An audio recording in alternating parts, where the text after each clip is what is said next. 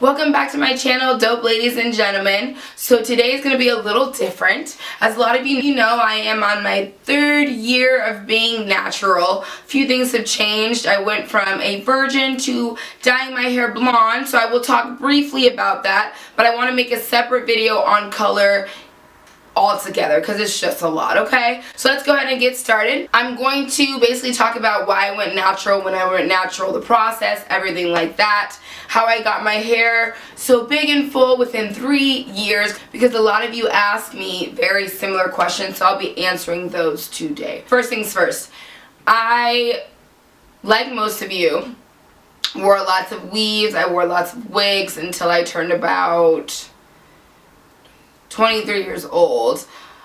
One day I had bleached my hair. I actually bleached my hair plenty of times. My hair was red, my hair was blonde, my hair was then black again, then red again. But one day I bleached it and I started to blow dry my bangs and they just started coming out in my hand. And I said, this is not the life I want to live any longer. What's going on? So my mom was already natural. She's been natural, or she was natural. She has been natural for about, I don't know, more than 6 years. So she was always convincing me, you know, you should just go natural. You have a beautiful curl pattern. And I wasn't about it. I was like, I'm not going to do that. It's just too much work. Well, that day my hair came out. I decided this is the best route for me. So then I went natural. I did do a big chop. I went to a local natural hairstylist and she gave me like a fade. Not like a fade, she gave me a fade. I was looking like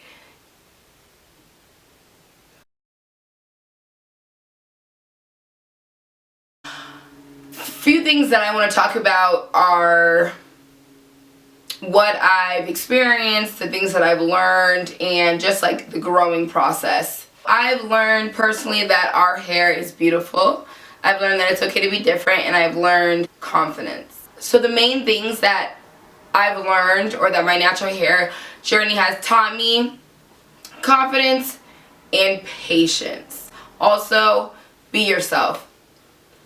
I'm so big on being who you are as a person and being who you were created to be naturally. It's the best thing you can do for anybody and for yourself, especially in this generation, especially in a time as this, is to be yourself, to stand out, to remain who you are in a world that's convincing you to be someone that you are not. We'll talk about patience. I remember when I first started my journey and I was transitioning into my middle stage phase and all these things, and I would look at pictures and I'd look at mahogany curls and Jujubee and Beauty by Lee back in the day before she did her other big chop, and I'd be like, I can't wait till my hair is their length. And my mom would always say, enjoy the process, which is important. You want to make sure that you enjoy every stage of being natural, because at the end of the day, that's all you can really do. You have to enjoy it. And looking back now, it's really cool to see just the growth and the process. Now, it's not easy. I'm not going to say it's easy, but it's worth it. So the first year in my journey, I wore tons of wigs. I'm a chameleon. I love different types of hair. I love pink, I love purple, I love blonde, I love black, I love red, but I didn't want to dye my hair. Shocker, isn't that funny? I didn't want to dye my hair, how ironic. But no, I didn't want to dye my hair all these different colors, so I would get wigs. And honestly, any protective style that you're going to put your hair in, it's going to help your ends breathe, it's going to help your ends stay moistured, and in the long run, it's going to help your hair grow healthier and longer. I believe quicker. Some people's hair grows at a certain rate. Our hair grows about ½ an inch a month.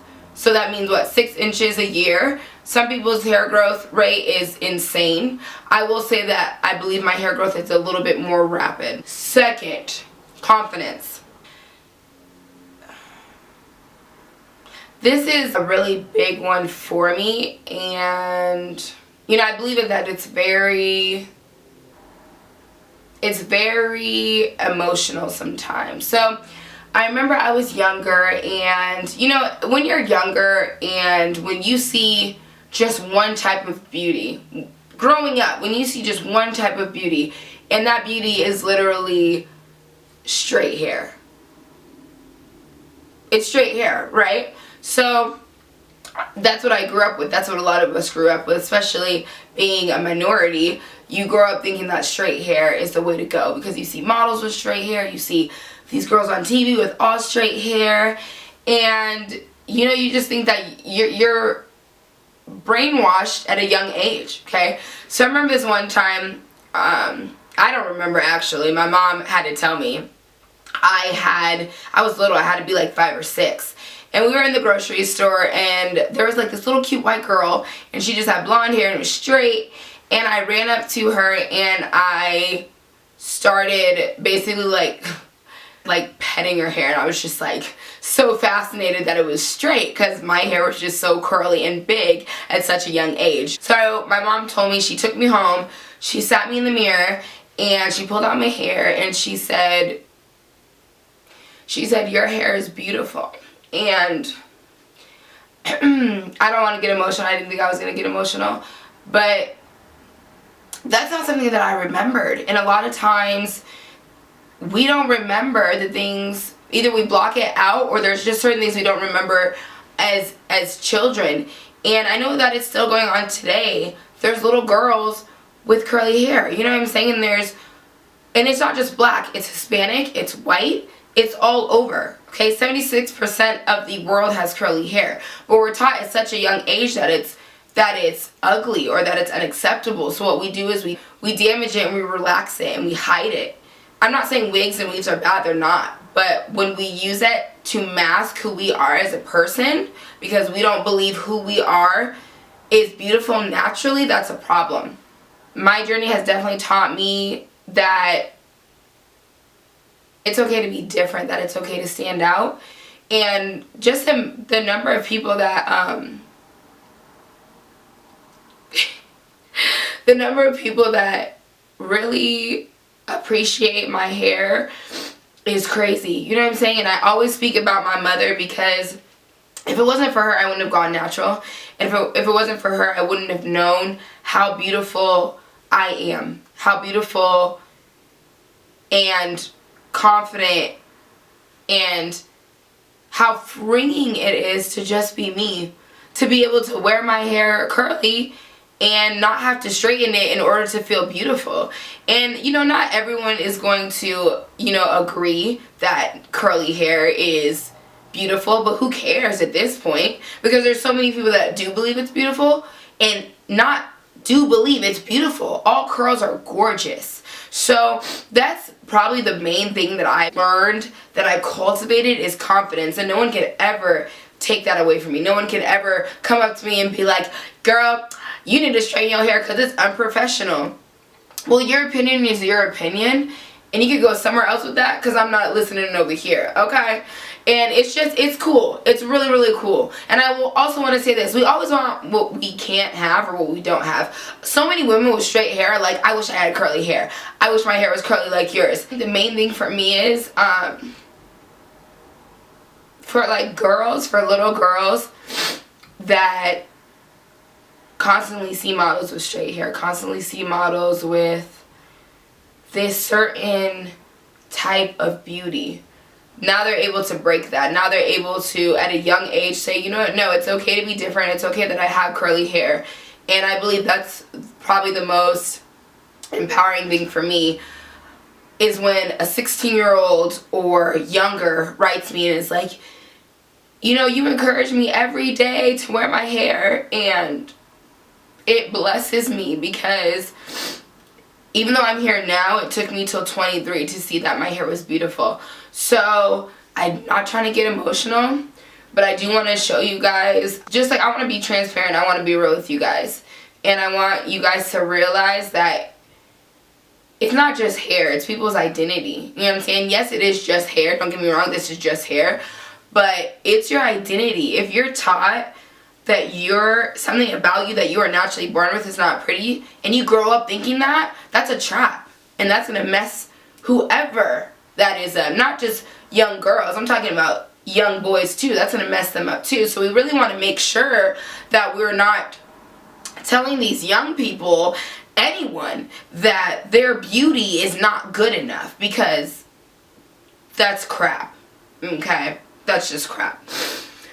Okay, glad I released that. So, wow, I'm going to show you guys some pictures of my transitioning process and like the middle phase and all that. I will say the middle phase is the hardest phase for anybody. Middle phase, the easiest thing to do is buy wigs. That's what I would suggest, or do more protective styles, bantu knots, do braids. I encourage things like that because if you absolutely hate your middle phase, you're probably going to cut your hair, and we don't want that. I want you guys to ride the wave out, because once you ride the wave out, you will be so happy you did it. We'll briefly talk about this because I actually want to make a separate video. As you guys know, I dyed my hair, bleached it back in November, and I love the color. I really, really do. But I can tell a difference in my curl pattern and the fullness. It's still full. And also in just the breakage. I have experienced some breakage. I'm not going to show you guys right now because I want you guys to watch the next video. So make sure you guys tune in for that next week. So what I'm going to do is, let's go ahead and show you guys now my 2017 to 2018 photos. Da-da-da. Boom. And so this is where I am today. And if you guys have been following me for a while, you'll see my hair. I'll probably actually just link a video for you guys.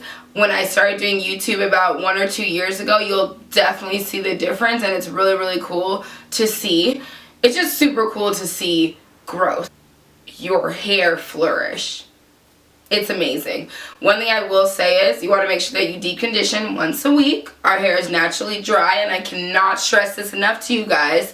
You want to make sure you're taking care of your hair. Natural hair is harder to take care of. It's a fact. We're going to need to get over it because so many people are like, it's so hard. I understand that. Life is hard.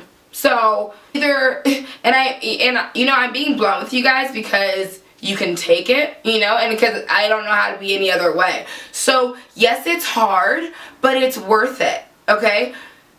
Anything in this life worth having is going to require time. It's going to require love. It's going to require patience.